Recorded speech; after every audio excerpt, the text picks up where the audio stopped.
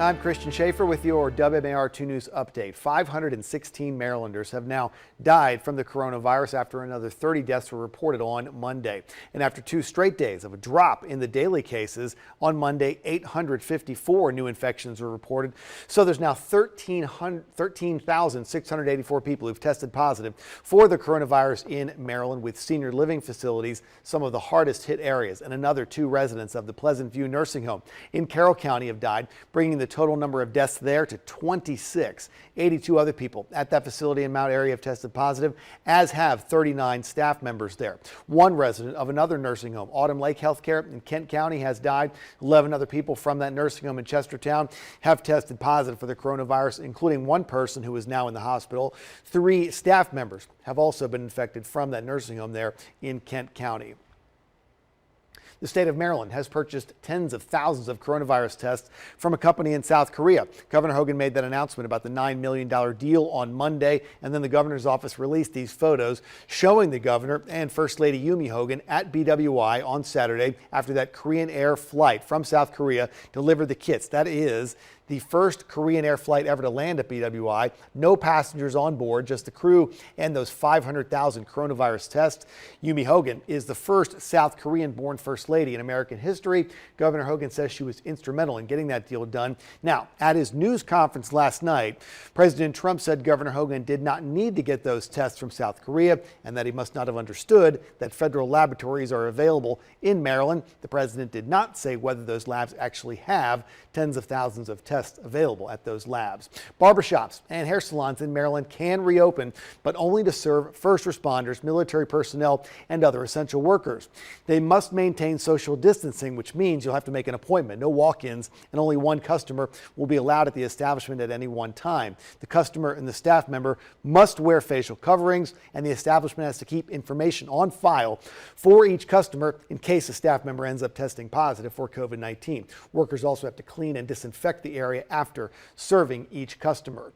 The special election for the 7th Congressional District, 1 week from today. There are some deadlines you need to know about before you cast your ballot. You have to register to vote by 5 o'clock this evening, and it's also the last day to update your address to get a ballot in the mail. Most voters in the 7th already got their ballot. If you want an electronic ballot, you need to request that by Friday night. State election officials are urging everyone who can vote by mail to do so. However, there will be in-person polling places 1 week from today at Edmondson West High School in Baltimore City, Martins West in Baltimore County, and the Howard County Fairgrounds. This is the race where Democrat Kwasi Mfume is running against Republican Kimberly Klacik to finish out the rest of the late Elijah Cummings term in Congress. And now from WMAR 2 News, Maryland's most accurate forecast.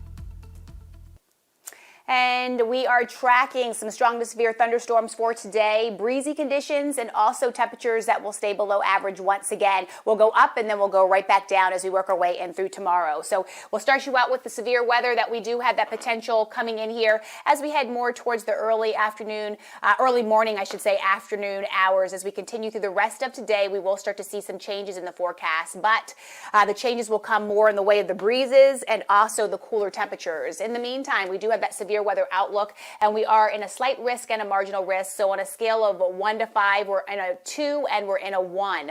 Bottom line is the biggest threats will be damaging gusty winds today and also some hail. So the timing on this severe weather, we could see a few spotty showers come in here again between 10 o'clock, 11 o'clock, so the late morning hours into the early afternoon hours, I should say, the early afternoon hours. That's when we'll see that second line, and this is going to be more of the severe line accompanied by that cold front that'll move through around noon today, around 1 today. So that's what we're going to contend with. And then after that, around 3 o'clock, 4 o'clock, we will be on the drier side of things, and we'll also start to see some sunshine.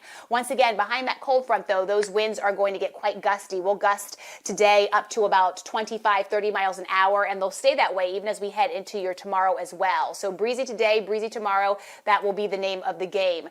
In terms of the out-the-door forecast, strong to severe thunderstorms again possible. High temperature today will be right around 64 degrees, so in the low to mid 60s before it's all said and done. But that 64 comes in here around lunchtime, 1 o'clock, and then behind that front, temperatures will fall off. By tomorrow, it will be breezy, but Christian, we will definitely have more sunshine in the forecast. Can't wait for that. Sounds good, Lynette. Thanks very much. And stick with us online at WMAR2news.com all day long for updates on top stories and breaking news. And for news and weather on the go, you can download the WMAR2 News app. It's in the App Store. It's got live radar, which you might need today. And you can set up breaking news alerts to come straight to your phone or tablet. Thanks for watching. I'm Christian Schaefer. This WMAR2 News update is sponsored by Jones Junction,